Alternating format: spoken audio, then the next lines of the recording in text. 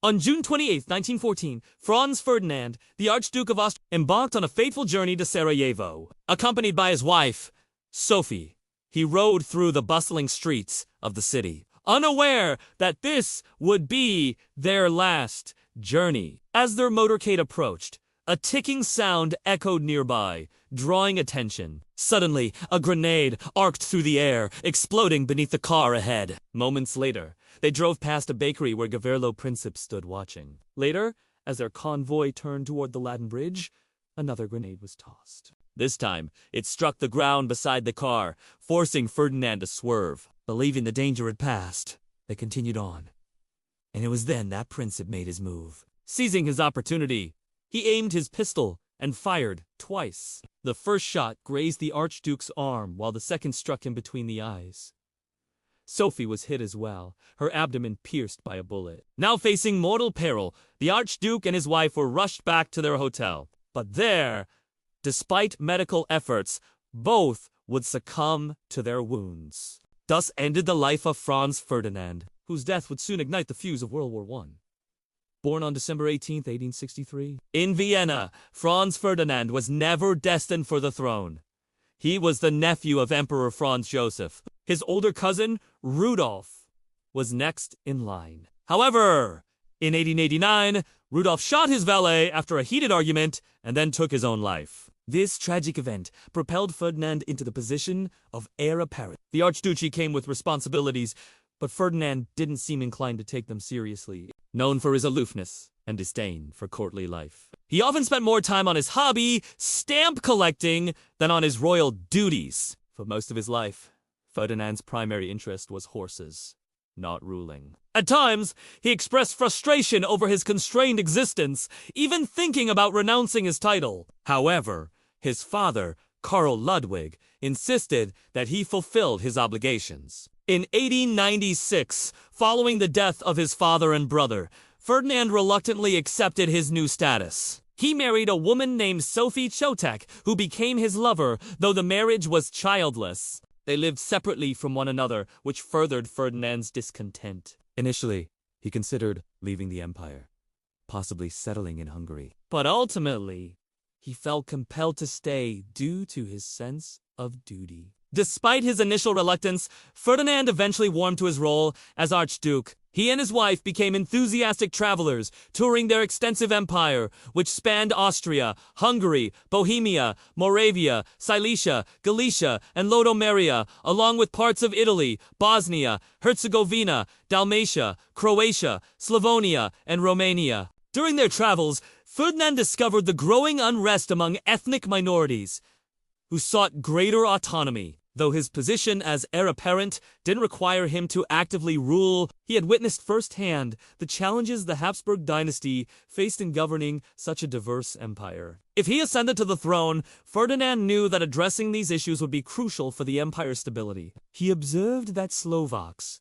Czechs, and Poles, among others, desired more self-governance. Upon assuming the role of emperor, he planned to grant these wishes, allowing each region to manage its own internal affairs under Habsburg overlordship. Additionally, Ferdinand intended to increase economic opportunities for all subjects, not just the privileged few. These reforms were controversial, as they challenged the traditional power structure of the Austro-Hungarian Empire. Many in the ruling class feared that granting more autonomy to ethnic minorities would lead to instability and the potential breakup of the empire. Nonetheless, Ferdinand remained steadfast in his belief that such changes were necessary to secure the empire's future. In spite of his reformist views, Ferdinand still held on to some old-world ideas. He clung to the concept of divine right and believed in maintaining a rigid social hierarchy. Many viewed him as an outdated relic of the past. Despite these inconsistencies, Ferdinand genuinely cared for his people and wanted what was best for the empire. He had no desire to go down in history as a weak or ineffective ruler.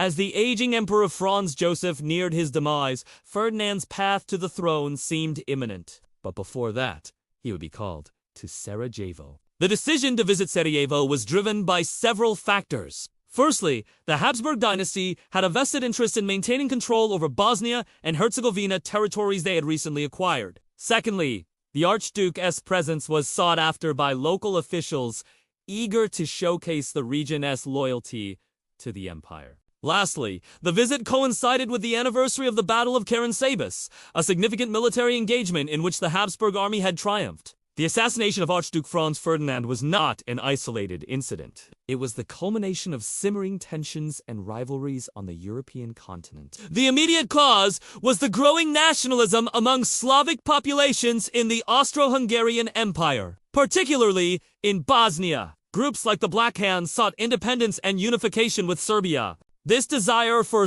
Moreover, the assassination occurred within the context of a broader arms race and system of alliances. European powers were divided into two main camps: the Triple Entente comprising France, Russia, and Great Britain, and the Triple Alliance consisting of Germany, Austria-Hungary.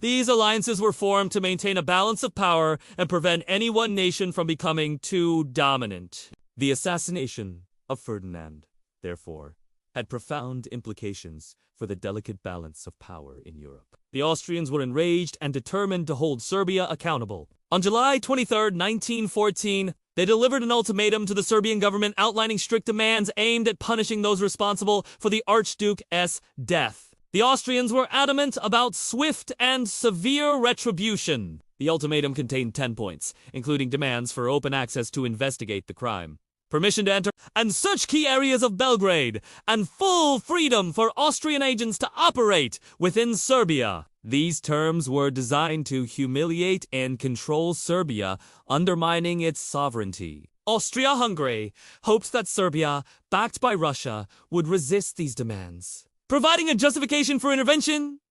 The situation escalated rapidly as the July deadline approached. Serbia accepted most of the demands, but resisted those it saw as infringing upon its territory and sovereignty. When Austria-Hungary perceived the Serbian response as insufficient, it declared war on July 28, 1914. German Chancellor Theobald von Bethmann-Hollweg informed the French ambassador that Germany supports Austria unconditionally, adding, "This is not a war about colonies. It is a war about the existence of our nation." As part of the alliance system, Russia mobilizes forces to support Serbia, prompting Germany to declare war on them as well. Within weeks, the conflict had spread across Europe, involving not only the Central Powers and the Entente Powers, but also their respective allies. As the conflict intensified, the human toll mounted with casualties exceeding 1 million by late 1914.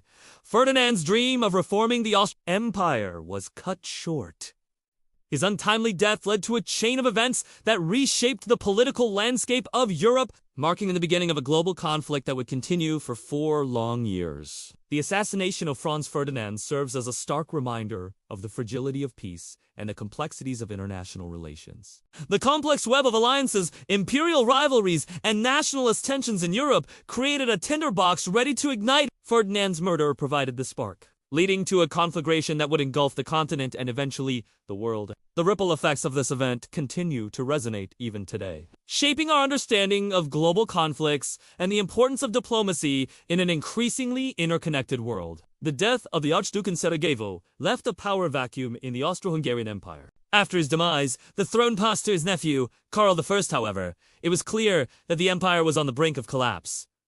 By the end of World War I, Austria-Hungary ceased to exist. Instead, it was divided into several independent states, including Austria, Czechoslovakia, Hungary, Italy, Poland, Romania, and the newly formed Yugoslavia. The assassination of Archduke Franz Ferdinand was a pivotal moment in history. It marked the beginning of World War I, a conflict that would claim millions of lives and reshape the political and social order of the 20th century. This event serves as a reminder of the complexities of international relations and the unintended consequences of seemingly isolated incidents. The ripple effects of Ferdinand's death continue to be felt today, influencing our understanding of global conflicts and the importance of diplomacy in an interconnected world. Now check out another video on the assassination of Archduke Franz Ferdinand, or watch another video on the sinking of the Lusitania.